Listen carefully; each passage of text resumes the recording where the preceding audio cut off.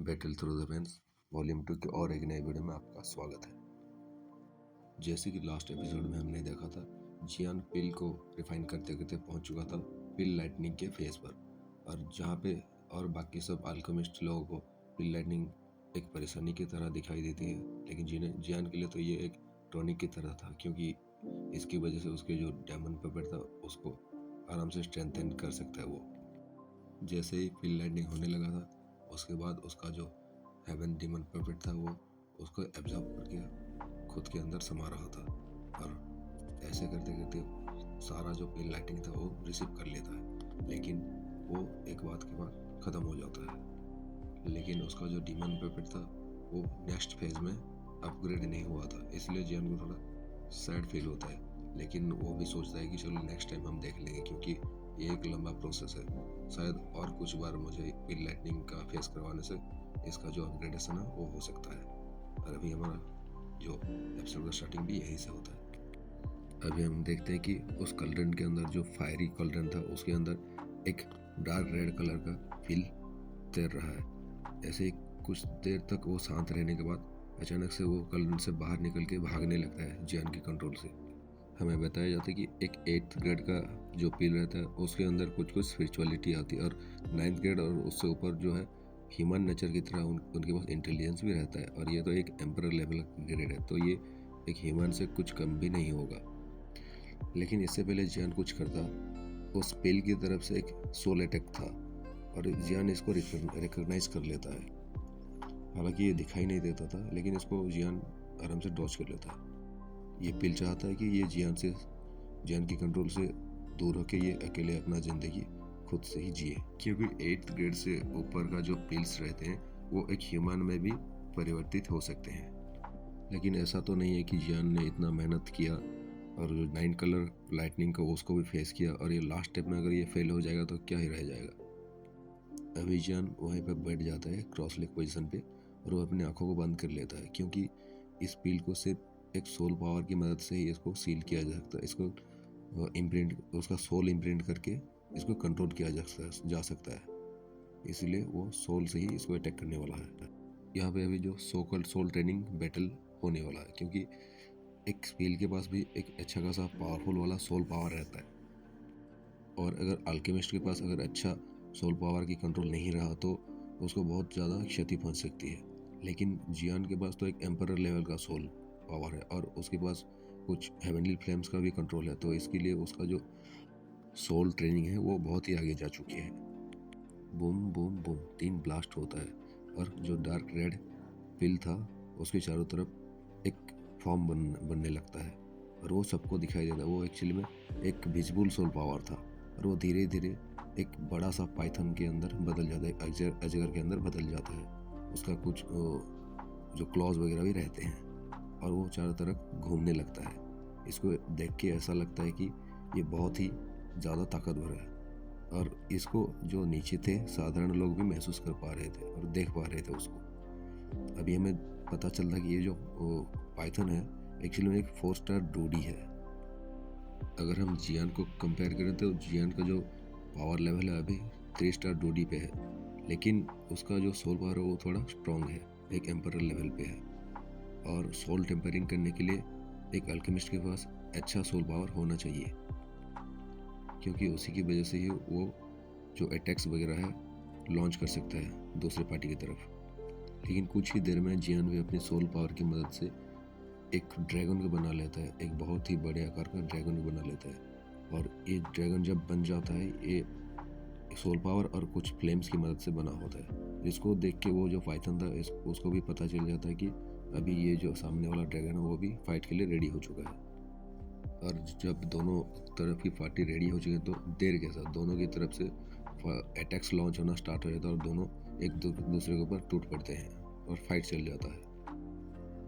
क्योंकि ये soul power की मदद से फाइट चल रही है, तो इसलिए जो अल्केमिस्ट रहता है उसको अपना जो सारा सोल पावर उसको एक जगह पे इकट्ठा करके उसको मैनिपुलेट करके वहाँ पे फाइट पे लगाना पड़ता है। और इसकी वजह से उसको अगर कोई भी डैमेज होता है वहाँ पे उस आकृति को, तो वहाँ पे अल्केमिस्ट को भी क्षति पहुँच सकता है। लेकिन कुछ देर बाद सब देखते हैं कि ये जो ड्रैगन था ये थोड़ा वीक पड़ रहा था उस पाइथन के ऊपर से।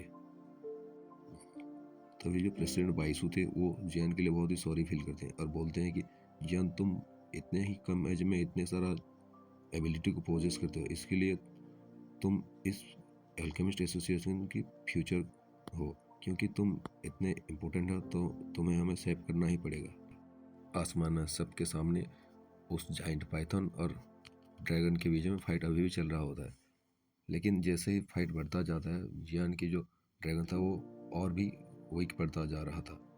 और कुछ समय ऐसे बीत जाता है और सबको दिखाई देता है कि जियान अभी हारने वाला है यहाँ पे, और जियान को इसके वजह से एक काफ़ी बैकलैश भी देखने को मिलेगा। यहाँ पे जो यूरो थी प्रेसिडेंट की साइड में, जो ग्रे हेयर्ड लेडी, वो भी बहुत ही ज़्यादा दुखी हो रही थी जियान के लिए। तभी यूरो देखती है कि ये जो पाइथन था वो अपना जो लास्ट अटैक बहुत ही पावरफुल वाला करने के लिए रेडी हो गया है, और वो भी अगर ये अटैक इस ड्रैगन के ऊपर पड़ता है तो ड्रैगन तो डिस्ट्रॉय हो ही जाएगा, लेकिन उसके बाद जियान को भी बहुत ज़्यादा जख्मी होना पड़ेगा। इससे पहले कि वो पाइथन उस ड्रैगन के ऊपर अटैक करता, वो ड्रैगन अपने आप ही पीछे खिसकने लगता है और वो फाइट से दूर जाने लगता है, और जियान भी तभी अपने आंखों को खोल लेता है और कुछ बुड़बुड़ा के उस ड्रैगन की तरफ बोलने लगता है। मानो ऐसा लगता है कि वो ड्रैगन को कुछ कह रहा है और ड्रैगन सुन रहा है ठीक से। तभी जियान उस पाइथन की तरफ देख के बोलता है, तुम इतना भी एरोगेंट मत बनो, क्योंकि तुम एक पील हो जो कि मेरे द्वारा फॉर्म किया गया है। अभी चलो इसको एंड करते हैं अभी। ये बोल के जियान फिर से बैठ जाता है और आंखों को बंद कर लेता है। It's over. यहाँ पे जो ड्रैगन था धीरे धीरे वो गायब होने लगा था, लेकिन पूरी तरह से गायब हो उसके पहले उसके मुंह से एक अटैक निकलता है, एक साउंड वेव का अटैक, और ये एक्चुअली में बहुत ही पावरफुल था। लेकिन जैसे ही इसका अटैक निकला था वो पाइथन ने इसको सेंस कर लिया था। उसको लगा कि ये उसको अभी रेजिस्ट नहीं कर पाए, उसको नहीं संभाल सकता, इसीलिए वो फिर से उस अटैक से दूर भागने लगता है। लेकिन जियान को ये पहले से ही पता था, इसलिए वो उस पील को कोई चांस नहीं देना चाहता है। अभी जो जियान ने सोल अटैक किया है ये एक्चुअली में एक हुआन क्वान्स एंगर अटैक किया है, एक हुआन क्वान पाम अटैक और एक हुआन क्वान फिंगर अटैक किया है, और ये बहुत ही ज़्यादा पावरफुल टेक्निक है जो कि वो पहले से डूकी कंटेनर में किया करता था, और ये एक हेवनली रैंक की 2 स्किल है, और ये जब भी जियान ने इसको इस्तेमाल किया इसका जो रिजल्ट है बहुत ही अच्छा आया है। ये जो अटैक्स सोल अटैक वगैरह था हुआंग क्वान्स की, ये डूकी कंटेनर में जियान ने डेमन सेंट हुआंग क्वान से एक्वायर किया था। अभी ये जो अटैक था पहले तो एक सोनिक साउंड का वेव जा रहा था जो कि हुआन क्वान की गुस्सा या फिर हुआन क्वान्स एंगर बोल सकते हैं। दूसरा अटैक जो था हुआन क्वान फिंगर, एक फिंगर अटैक जा रहा था, एक अंगूठे का बड़ा सा अंगूठे का आकार का अटैक, और उसके पीछे जो तीसरा अटैक था वो हुआन क्वान की हथेली का अटैक था, एक पाम अटैक जा रहा था उसके पीछे। जैसे ही वो सोल अटैक उस पाइथन के ऊपर लगता है वो कुछ देर के लिए वहीं पे सुन पड़ जाता और उसको कुछ दिखाई नहीं देता, लेकिन ये सिर्फ 1 सेकंड के लिए था, लेकिन ये 1 सेकंड ही इस जियान के लिए काफ़ी था, और वो अपना जो सोल का जो इम्प्रिंट है वो उस पील के ऊपर लगा देता है, उस ड्रैगन के ऊपर लगा देता है। जैसे उसके ऊपर सोल इम्प्रिंट लगता है वहाँ पे वो जो पाइथन था वो पूरी तरह से गायब हो जाता है, और जो पील था धीरे धीरे फिर से कलरन के अंदर आ जाता है। बाय द वे, जहाँ पे जियान का अटैक लगा था उस पाइथन से वहाँ पे एक छोटा सा ब्लास्ट भी हुआ था और चारों तरफ एक सोल पावर की एनर्जी फैल गई थी। तभी जियान उस पील को देख के बोलता है, इस कलरन में देख के बोलता है कि देखो तुम अभी डिफीट हो चुके हो, तुम्हें मुझे अब मेरे सामने तुम्हें सरेंडर कर देना चाहिए। तभी जियान वो पील को एक जेड की बोतल के अंदर भर देता है। तभी प्रेसिडेंट की तरफ देख के बोलता है कि हालांकि ये मेडिसिनल पील बहुत ही एक्स्ट्रा ऑर्डिनरी था, लेकिन मैंने इसको रिफाइन कर लिया। प्रेसिडेंट बाइसू आप इसको चेक कर सकते हैं। लेकिन इतना ही बोलता और वो मेडिसिनल पिल प्रेसिडेंट बाइसू की तरफ पास किया ही था, वो पूरी तरह से एग्जॉस्ट हो गया था। जो किंग युआन खड़ी हुई थी वो जियान को पूरी तरह से स्टार्टिंग से ही देख रही थी। जब जियान को देखता है कि वो बैलेंस खो रहा है अपना, तो उसको सपोर्ट देने के लिए आगे निकलने लगता है, और जैसे वो आगे जाता है उसके शरीर से एक फाइटिंग ची भी जियान की तरफ चला जाता है, और ऐसा लगता है कि जियान इसको महसूस कर लेता है कि ये जो है किंग युआन की फाइटिंग ची है, और धीरे धीरे उसका जो एग्जॉस्शन था वो रिकवर होने लगता है, और इसकी वजह से उसका सोल पावर भी धीरे धीरे नॉरिश होने लगता है। और ये सब किंग युआन की मदद से हो रहा था। लेकिन ऐसे सिचुएशन को देखकर जियान एकदम शॉक हो गया था, क्योंकि उसने कभी भी इस तरह की स्किल्स वगैरह जो है किसी से भी नहीं सुना था। और फिर भी वो अल्केमिस्ट एसोसिएशन से इसके बारे में नहीं पूछता है। जैसे उसके वर्ड में थोड़ा सा दिखी रिकवर होता है, वो प्रेसिडेंट बाइसू की तरफ देखने लगता है। और प्रेसिडेंट बाइसू तब उसको चीयर करते हुए बोलते हैं कि जियान, तुम अभी ये फील्ड रिफाइनिंग में सक्सेस हो चुके हो। और सभी को देखते हुए प्रेसिडेंट बाइसू बोलते हैं कि जितने भी एल्डर्स हैं, आप सबको मैं बता देना चाहता हूँ कि जो जियान था वो एम्परर फर्स्ट रैंक का एक प्रोफाउंड पिल को फॉर्म करके वो एक एम्परर लेवल का अल्केमिस्ट बन चुका है। और इसी के साथ हमारा जो अल्केमिस्ट एसोसिएशन का यंगेस्ट एल्डर बन चुका है। अभी हमें बताया जाता है कि ये जो अल्केमिस्ट एसोसिएशन का जो एल्डर का जो पोजीशन होता है, एक एम्परर लेवल का अल्केमिस्ट ही अचीव कर सकता है। और जहाँ तक जियान का सवाल है, इसका जो फील्ड रिफाइनिंग का टेक्निक है ये बहुत ही आगे निकल चुका है साधारण अल्केमिस्ट के मामले में। तभी सभी लोग जैसे चीयर्स कर रहे थे, तभी जियान प्रेसिडेंट बाइसू से बोलता है कि आप मुझे माफ़ करना, क्योंकि मैं आपको अभी डिसअपॉइंट करने वाला हूँ। प्रेसिडेंट बाइसू, प्लीज़ मुझे आप माफ़ कर दीजिए, क्योंकि मेरे पास इतना वक्त नहीं है कि मैं यहाँ पे आपका एक एल्डर बन के रह सकूँ, क्योंकि मुझे कुछ इम्पोर्टेंट काम है जिनको मुझे ख़त्म करना है अभी। तभी बाइसू जो रहते हैं वो एक फ्यूरियस आवाज़ में बोलते हैं कि क्या तुम ये क्या कह रहे हो। तभी प्रेसिडेंट बाइसू जियान को बोलते हैं कि लिटिल फ्रेंड, तुम्हें इतना चिंता करने की ज़रूरत नहीं है, क्योंकि अगर तुम इस अल्केमिस्ट एसोसिएशन के एक एल्डर बन चुके हो और ये सिर्फ एक टेम्पररी है, और इसको तुम्हें यहाँ पे रह के इसका कोई रूल्स को फॉलो करना नहीं पड़ेगा तुम्हें। बाइसू एक स्माइल के साथ जियान को बताते हैं कि अगर तुम यहाँ से जाना भी चाहते हो और चले भी जाते हो तो तुम कहीं पे भी चले जाओ, तुम यहाँ का एक एल्डर ही रहोगे और इसका जो रेपुटेशन और स्टेटस तुमसे जुड़ा ही रहेगा। और कहीं पे भी तुम्हें कुछ मेडिसिनल इंग्रेडिएंट्स का ज़रूरत पड़ता है तो तुम हमारे अल्केमिस्ट एसोसिएशन का रेपुटेशन और स्टेटस को शो करके आराम से तुम वो इंग्रेडिएंट्स को खरीद सकते हो। तभी जियान भी हंस के बाइसू से बोलता है कि अगर ऐसा है तो मैं भी यहाँ पे एल्डर बनना पसंद करूँगा, क्योंकि ये आगे चल के उसको बहुत ही फ़ायदा देने वाला है। इसलिए जियान भी जानता है ऐसे एसोसिएशन जुड़े रहना बहुत ही ज़रूरी है। जैसे ये सब कुछ ख़त्म हो चुका था, प्रेसिडेंट बाइसू ने सभी एसोसिएशन के मेंबर्स लोगों को यहाँ से जाने के लिए बोलते हैं। और जैसे ही ये ऑर्डर सुनते हैं वो भी मना नहीं करते और धीरे धीरे वो चले जाते हैं। उन्हें पता चलता है कि वो जियान के साथ कुछ इम्पोर्टेंट डिस्कशन करने वाले हैं। तो अभी प्रेसिडेंट बाइसू जियान से बोल देंगे, तुम इतने ज़्यादा तो एडजस्ट हो चुके हो, चलो तुम रेस्ट करो। वाइस प्रेसिडेंट बायरो को मैं बोल देता हूँ तुम्हें एक रूम तक ले जाएंगे और तुम और किंग युआन उस रूम पे रेस्ट करो, और मैं तुम्हारा नाम को रजिस्टर कर देता हूँ हमारे एल्डर काउंसिल पे। ये सुन के जो वाइस प्रेसिडेंट बाइसू थे वो भी बोलते हैं कि जियान तुम मुझे फॉलो करो। और जियान और किंग युआन वो दोनों बायरो को फॉलो करते करते एक रूम तक पहुंच जाते हैं। तभी वाइस प्रेसिडेंट बायरो उनको छोड़ते हुए बोलते हैं कि अगर तुम्हें कुछ ज़रूरत पड़े तो तुम आराम से इन्फॉर्म कर सकते हो, तुम्हारा कुछ भी ज़रूरत पड़े तो तुम मांग सकते हो बिना कुछ हिचकिचाए। और ये कहने के बाद वो चले जाते हैं। तभी जियान और किंग युआन जैसे ही उस रूम के अंदर जाने वाले थे उनको कुछ महसूस होता है, और फिर वो दोनों उस दरवाज़ा को पुश करते ही हैं, अंदर से एक स्वीट सा एक साउंड आता है। अंदर से सुनाई देता है हमें एक लड़की की आवाज़। वो बोलते हैं कि हेलो जियान, मेरा नाम यूरो है और तुम्हें मिल के खुशी हुई। तभी जियान किंग युआन की तरफ देख के बोलती है, लगता है हम एक गलत जगह पर आ गए हैं। लेकिन किंग युआन भी अभी कंफ्यूज हो गई थी।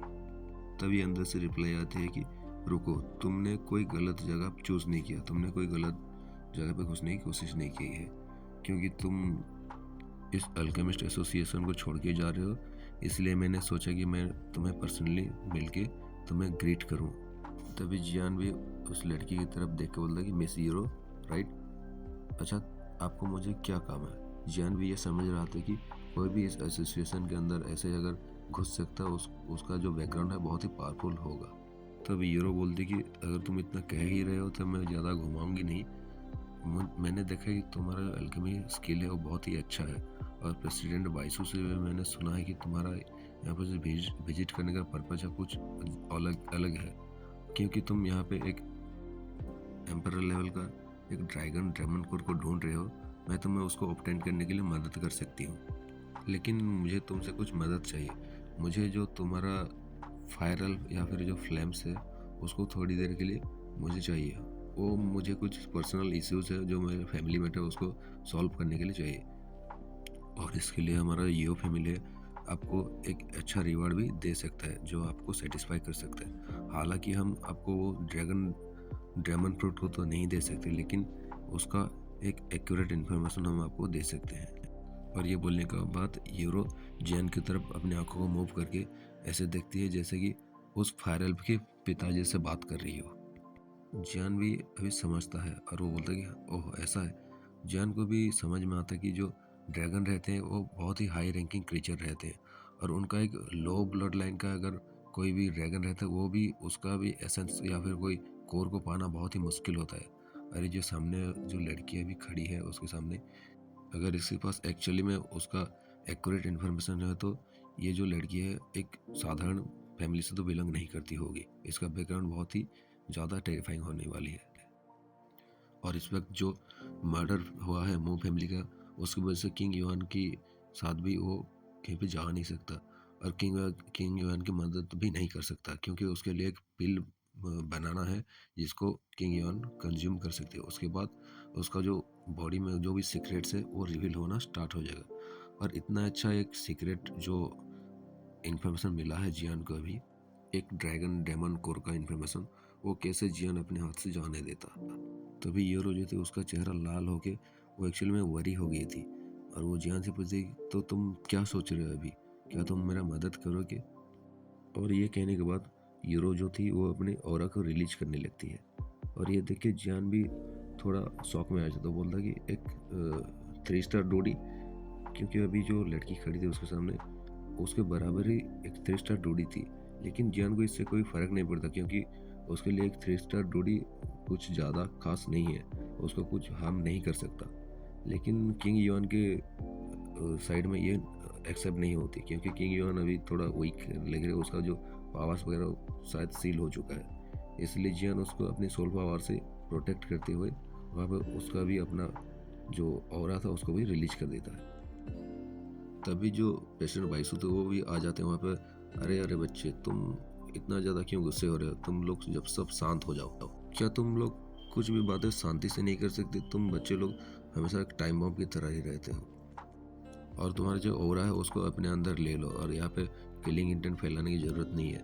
और यूरो तुम ठीक तरह से बात करो, क्योंकि तुम्हारे पास ज़्यादा टाइम नहीं बचा है। ये सुन के यूरो जो थी के साथ एक स्नॉट करती है। तभी प्रेसिडेंट बाइसू जो थे जियान की तरफ आगते हुए बोलते हैं कि ये जो एक मेडल है मैं तुम्हें दे रहा हूँ, अरे हमारा अल्केमिस्ट एसोसिएशन का एक बैच है। और एक चीज़ जो है, मैं तुम्हें एक क्लॉक या फिर एक कपड़ा दे रहा हूँ जिसकी वजह से तुम अपने ऑरे को कहीं पे भी छुपा सकते हो, कहीं पे तुम अगर शो नहीं करना चाहते तो। और तुम्हारे ऑरे को साधारण से डूडी जो रहते हैं 3 स्टार तक तुम्हें सेंस नहीं कर पाएंगे। और ये सीन देख के जो यूरो थोड़ी सी गुस्से में लग रही थी, वो देखती है कि सामने जो बंदा खड़ा है वो एक्चुअली में एक फास्ट रैंक का एम्परर लेवल का अल्केमिस्ट है, और उसके साथ वो बहुत ही बुरी तरह से बर्ताव कर रहे थे। उसके लिए उसे भी थोड़ा खराब लगता है। तभी प्रेसिडेंट बाइसू उस लड़की की तरफ, हीरो की तरफ देख के बताते हैं कि जियान, मैं तुम्हें सॉरी बोलता हूँ, क्योंकि ये अपना इमोशन को कंट्रोल नहीं कर पाई, क्योंकि उसका जो फादर है वो बहुत ही ज़्यादा ख़राब सिचुएशन में है, और उनका जो टाइम है धीरे धीरे ख़त्म हो रहा है। इसीलिए वो किसी आदमी को ढूंढ रही थी जिसके पास एक फायर हेल्प हो या फिर एक फायर स्पिरिट हो। और जैसे ही तुम्हें वो मिली तो वो कुछ सोच नहीं पाई और इमोशन में तुमसे गुस्से में बात करने लगी थी। तभी जियान बोलता कि मैं तुम्हारी मदद करने के लिए रेडी हूँ, बट मैं तुम्हें एक चीज़ बता देना चाहता हूँ, क्योंकि मैं तुम्हारी मदद करूँगा लेकिन मैं गारंटी नहीं ले सकता कि मैं पूरी तरह से सक्सेसफुल होऊंगा तुम्हारे पिताजी की ट्रीटमेंट में। लेकिन मैं अपना बेस्ट दूंगा, बहुत पूरी तरह से कोशिश करूंगा उनको बचाने की।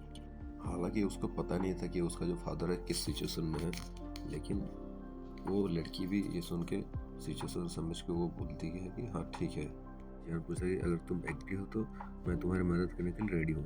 तभी एक्चुअली में यूरो भी नहीं सोच रहे थे कि जियान इस तरह से बिहेव करेगा, लेकिन वो भी बाद में मान जाते हैं, हाँ ठीक है मैं भी एग्री करता हूँ। तब यूरो जियान को बताती है कि मेरा जो पिताजी हैं वो एक्चुअली में मॉन्स्टर को बीट करते हैं, लेकिन एक समय पे एक मॉन्स्टर को बीट करने के लिए गए थे और उस मॉन्स्टर ने मेरे पिताजी को काट लिया था। उसकी वजह से मेरे जो पिताजी हैं बहुत ही बुरी तरह से उस चीज़ से जूझ रहे हैं और उनका हालत जो है अभी ख़राब हो चुका है, और मेरे फादर की मदद बस वही कर सकता है जिसके पास एक फायर हेल्प हो, और मैं लकी हूँ कि मुझे तुम मिले हो अभी यहाँ पे। लेकिन हमें जल्दी करना पड़ेगा क्योंकि मेरे फादर जो है अभी लास्ट स्टेज पे हैं। अगर कुछ दिनों के अंदर उनका ट्रीटमेंट नहीं किया गया तो शायद वो नहीं बच पाएंगे। तब जियान भी समझता है और बोलता है कि यहाँ पे ये सब बातें करने की ज़रूरत नहीं है और यहाँ पे ये सब बातें करना यूजलेस है। अभी जियान प्रेसिडेंट बाइसो की तरफ देख के बोलता है कि प्रेसिडेंट, क्या आप मुझे मदद कर सकते हैं एक ड्रैगन डेमन कोर को ढूंढने में, एक एम्परर लेवल का। जियान भी चाहता था कि वो पूरी तरह से कोशिश करे कहीं से भी अगर मिलता है वो ड्रैगन कोर। ये सुन के जो प्रेसिडेंट बाइसो थे वो भी बोलते कि हालांकि ये जो मैजिकल बेस्ट का जो कोर है तुम जिसको ढूंढ रहे हो, एक एम्परर लेवल का एक ड्रैगन डेमन कोर को, वो इतना आसान नहीं है, लेकिन फिर भी मैं कोशिश करूँगा क्योंकि इस लेवल का बेस्ट को रिफाइन करना इतना आसान नहीं होता, इसलिए मैंने इसके बारे में ज़्यादा नहीं सुना है। लेकिन तुम चिंता मत करो, अगर मुझे कुछ इन्फॉर्मेशन मिलता है मैं तुम्हें पहुंचा दूंगा वो इन्फॉर्मेशन। ये सुनने के बाद जैन भी बोलता है अगर यही बात है तो फिर मैं चलता हूँ यूरो के घर पे उसका मदद करने के लिए। तभी जैन बोलता है मिस यूरो चलो चलते हैं तुम्हारे घर पे तुम्हारे जो फादर को क्योर करने के लिए, और जियान आगे जाने लगता है। लेकिन तभी जो यूरो थे वो बोल दे कि क्या क्या तुम इतनी जल्दी यहाँ से जा रहे हो? अच्छा ठीक है, तुम जा रहे हो तो तुम मुझे लीड करने दो और तुम मुझे फॉलो करो। आज का ये एपिसोड है यहीं पे ख़त्म होता है, और कल का एपिसोड जो है वो बहुत ही मज़ेदार होने वाला है क्योंकि जियान यहाँ से लीव करके वो जर्नी पे चले जाएगा यूरो के घर पे। और जब जब जियान ने जर्नी स्टार्ट किया है उसके पास तो मुसीबत भागी चली आती है, और हमें भी और एक बैटल देखने को मिलती है रास्ते में जब ये जा रहे होंगे। तो मिलते हैं कल एक नए वीडियो के साथ, तब तक के लिए बाय।